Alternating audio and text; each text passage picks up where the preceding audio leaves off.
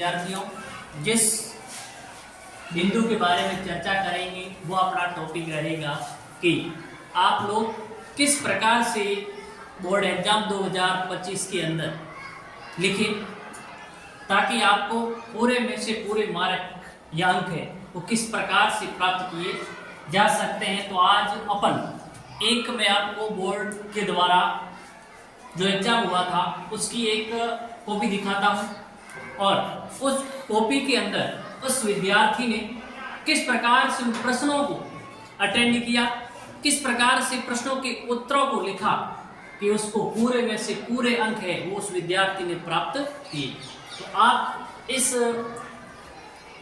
Copy को अच्छी तरह से इसका अध्ययन कीजिए कि किसी भी प्रश्न का उत्तर किस प्रकार से लिखना है ताकि परीक्षक है वो हमें पूरे में से पूरे अंक है वो दे सकता है। तो आप इस कॉपी के बारे में थोड़ा इसको देखिए, समझिए कि किस प्रश्न का उत्तर हमें कैसे क्या लिखना है। तो अपन आज उसके बारे में बात करेंगे। आपको इस प्रकार की कॉपी बोर्ड एग्जाम में दी जाएगी विद्यार्थियों, जिसके ऊपर सबसे पहले लिखा हुआ होगा कि माध्यमिक शिक्षा बोर्ड राजस्थान अजमेर, ठीक है, और उच्च माध्यमिक परीक्षा। फिर यहाँ जो ये कुछ नहीं दिख रहा है, यहाँ पे आपको रोल नंबर वगैरह वो सारी प्रक्रिया है वो करनी पड़ेगी। यानी यहाँ तक ये कोई काम की चीज नहीं है आपके। और इधर ये परीक्षक के द्वारा दिए गए अंक है विद्यार्थी किस प्रश्न में कितने क्या दें उस हिसाब से। जैसे मैंने कहा अपने पीछे जब बोर्ड पेपरों की बात की थी तो उसके अंदर अपन लोगों ने देखा था कि उसमें जो अपने बहुवैकल्पिक प्रश्न थे वो संख्या में कितने थे विद्यार्थियों, 18 थे, यानी 9 नंबर के। प्रत्येक प्रश्न आधे नंबर का था, जिसके अंदर कुल मिला के 9 अंक होते थे। इस विद्यार्थी सारे के सारे क्या क्या परीक्षा में सही किए, तब इसको कितने अंक मिले हैं, 9।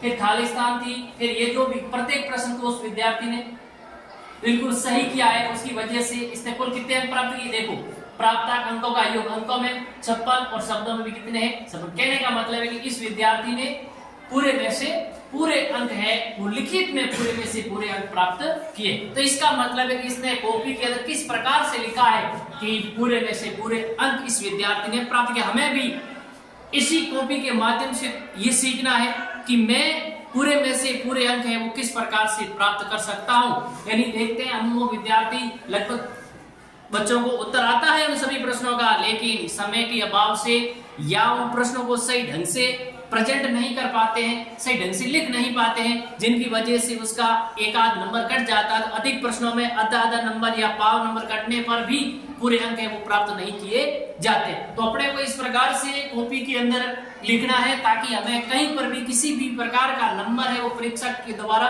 काटा नहीं जाए और काटने की बिल्कुल न के बराबर गुंजाइश हो। तो अपन देखते हैं कि इस बच्चे ने किस प्रकार से कॉपी के अंदर काम किया है। ऐसी कॉपी और ये निर्देश सारे के सारे विद्यार्थी आपको बिल्कुल लिखे हुए मिलेंगे कॉपी के। पहला पेज, ये दूसरा पेज पीछे वाला होगा, फिर आपको आगे इस प्रकार से मिलेंगे।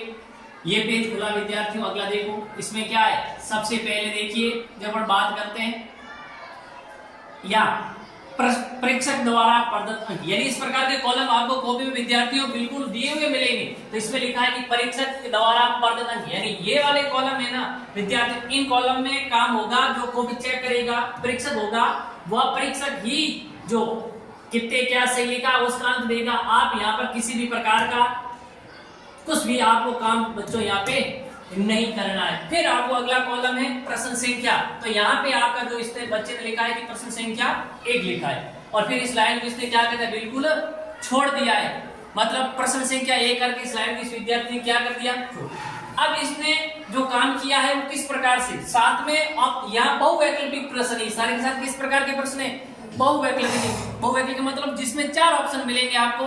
तो इसमें अ, ब, स और द, कौन सा ऑप्शन सही है वो लिखते हैं अधिकतर विद्यार्थी। लेकिन इसने कितना अच्छे तरीके से काम किया है, यहाँ स ऑप्शन सही है तो स भी लिखा है, और स ऑप्शन में क्या लिखा हो उसको भी इसने आगे मेंशन किया। देखो झीलों व तालाबों के 4 वर्ग का सेट। अब प्रश्न क्या हो सकता है पता नहीं, इसके लिखने का तरीका देखिए। इसने पहला प्रश्न के अंदर सही क्या था, स सही है, ऑप्शन स लिखा, और साथ साथ में ऑप्शन स में क्या लिखा हुआ है उस बात को भी इसने क्या किया है, मेंशन किया है। फिर इसी प्रकार से दूसरा, इसमें भी ये 100 सही है, इसमें 100 में ऑप्शन में क्या था उसको लिखा है कि 50 लाख से अधिक जनसंख्या। इसी प्रकार से ये तीसरा प्रश्न है, पहले प्रश्न की बात इसमें राइट है तो ग्रिप टेलर। फिर यहाँ चौथा प्रश्न यह लेगा काम करने के बेहतर अवसर, यानी ये नवनिश्चयवाद विचारधारा से संबंधित हो सकता है। दा काम करने के अवसर यानी अपने पढ़ा था आकर्षक और प्रतिकर्ष कारक, उसमें से ये प्रश्न हो सकता है। उसके बाद आगे बढ़ते हैं तो इसी प्रकार से इसने अगला प्रश्न लिखा हुआ देखिए विद्यार्थियों कि यहाँ ब लिखा है, ब के अंदर क्या है इस ऑप्शन में, उस मार्ग की सीमा सड़क संगठन, और साथ साथ में पूरी बात इस विद्यार्थी ने लिखी है, इसलिए इसका भी एक एक नंबर है वो इस बच्चे को दिए गए। यानी प्रत्येक प्रश्न ये एक नंबर का था उस समय, तो इसका मतलब प्रत्येक विद्यार्थी को यहाँ कितना अंक दिया गया, प्रत्येक प्रश्न का एक एक अंक है वो दिया गया। अब यहाँ द राइट था तो इसने द भी लिखा है, साथ में ये भी लिखा है। अब दूसरा प्रश्न देखो इसने कैसे लिखा है कि ये प्रश्न संख्या 2 बच्चों, प्रश्न संख्या 2। अब इसमें ये लिखा है कि विश्व में उच्चतम लिंगानुपात लैटविया 100 स्त्रियों पर 85 पुरुष देश का है, यानी ये कह रहा है कि विश्व के अंदर सबसे अधिक लिंगानुपात लैटविया, क्या आप अपने सिलेबस से ये प्रश्न शायद है नहीं, हट गया बच्चों, ठीक है। फिर उसने कि ब्राजील में कुछ कॉफी के बागानों को एजेंडा कहा जाता है, मतलब इसने थोड़ा सा देखे तो शब्दों की दृष्टि से यहाँ इतनी ज्यादा इसमें शुद्धता नहीं है, फिर भी एग्जामिनर के द्वारा इसको एक नंबर का प्रश्न था तो 1 नंबर दे दिया गया। अब आप इसको बेहतर तरीके से लिख सकते हैं और भी थोड़ा बेहतर तरीके से।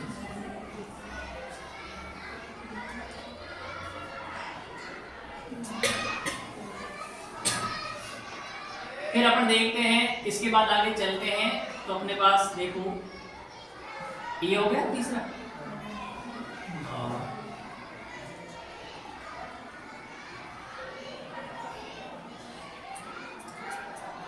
और अगला प्रश्न है कि भारत में वायु परिवहन की 1911 में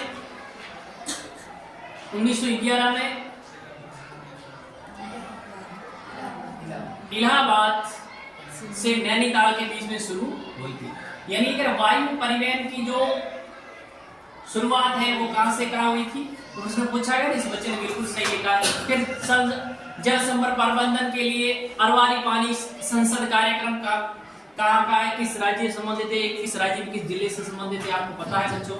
फिर इन्होंने लिखा है अगला प्रश्न कि संसार की व्यक्तिगत साधन कौन कौन से हैं, अपने पढ़ा था अपने पाठ नंबर जो तृतीयक और चतुर्थ क्रियाकलाप था तो उसके अंदर आपने संचार सेवाओं के बारे में बात की थी, जिसमें संचार सेवा के बारे में बात की थी, वहां व्यक्तिगत साधन कौन से, मोबाइल और ईमेल। तो ये 1 प्रश्न नंबर का प्रश्न, 1 नंबर इस बच्चे को मिला है। फिर आगे है अगला प्रश्न हम देखते हैं, तो इन्होंने लिखा है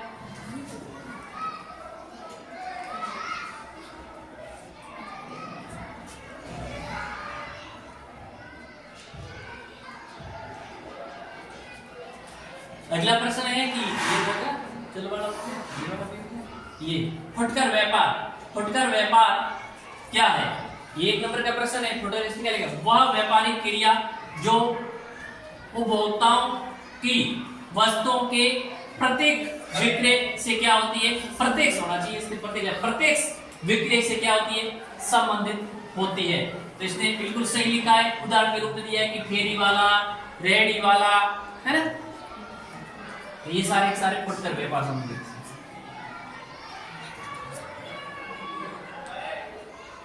फिर इसने अगला प्रश्न है तीसरा जो 1 नंबर का था, इससे लिखा जिस देश में जन्मदान और मृत्यु दर स्थिर रहती है या उस देश में जनसंख्या स्थिर रहेगी, ठीक है। तो इसको 1 नंबर मिला है इस बच्चे को।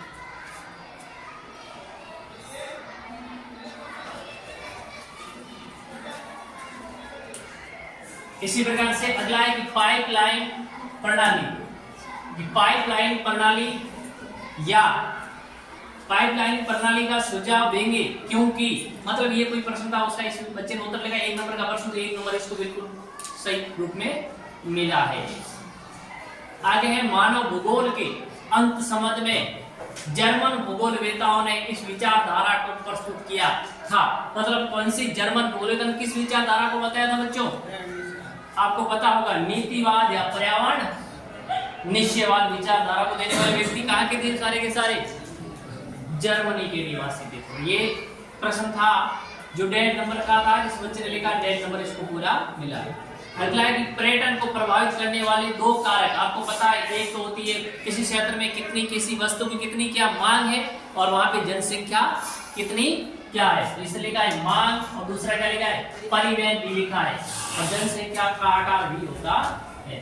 तो ये कितने नंबर का प्रश्न था, 1.5 नंबर का प्रश्न था। तो इस बच्चे को कितने नंबर मिले, 1.5 नंबर है वो दिए गए, ये मिले।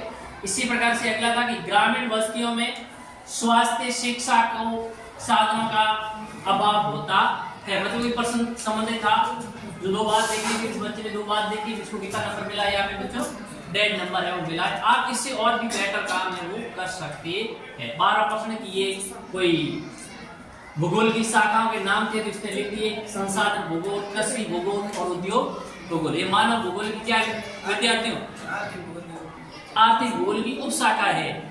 मानव भूगोल की जो एक शाखा है उसकी क्या है, ये उप शाखा है। ठीक है, 1.5 नंबर का प्रश्न 3 कुछ ही प्रश्न में 3 के इस बच्चे ने लिख दी है।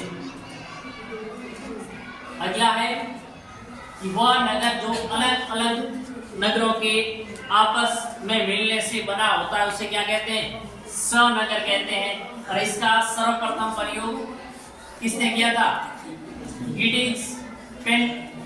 ये थोड़ा सा मिसयूज किया है लेकिन इसको कितने नंबर दिए गए, हाँ बच्चे की भावना को पैट्रिक होता है, गिडिंग्स पैट्रिक। ठीक है, ये 1.5 नंबर का था, इसको कितना नंबर मिला है, 1.5 नंबर। अगला है सीमांत श्रमिक क्या होते हैं, अभी आपने पढ़ा होगा, दूसरी जो भारत के लोग और अर्थव्यवस्था वाली बुक है उसके अंदर ही आपने देखा था, पहले चैप्टर के अंदर ये सीमांत श्रमिक क्या होते हैं, यानी वह श्रमिक जिसको एक वर्ष में लगभग 183 दिन से कम काम करता है, उनके सीमांत श्रमिक कहते हैं। विश्व में सीमांत श्रमिक और मुख्य श्रमिकों का प्रतिशत कितना है, दोनों को मिला के 39.8, बिल्कुल सही बात लगी।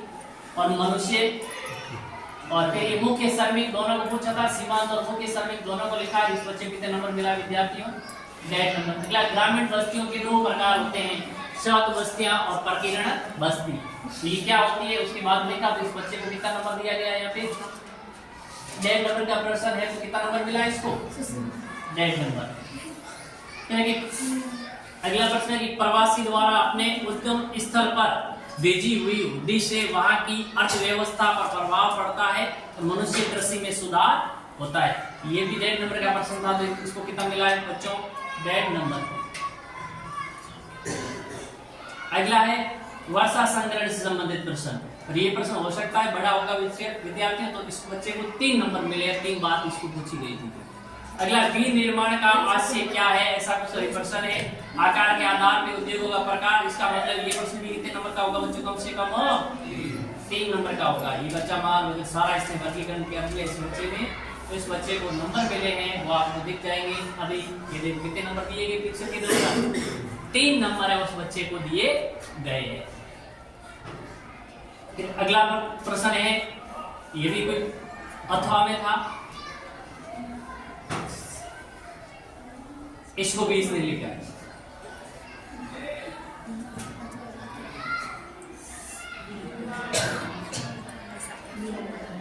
और ये प्रश्न 4 नंबर का बड़ा था, तो इसमें 4 नंबर का था। पूरे कितने नंबर मिले इस बच्चे को, 4 के 4 नंबर मिले।